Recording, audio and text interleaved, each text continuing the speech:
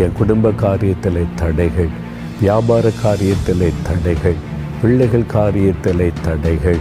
இந்த காரியம் வாய்க்கிற மாதிரி இருக்குது, வாசல் வரைக்கும் வந்துட்டு தடைப்பட்டு நிற்கிறாரு. இதுக்கு மேலே முன்னாலே போக முடியவில்லை. என்ன செய்வதென்று நீங்கள் கலங்கி கொண்டிருக்கலாம்.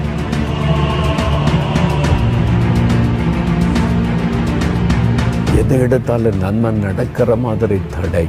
இந்த தடைக்கு என்ன காரணம்?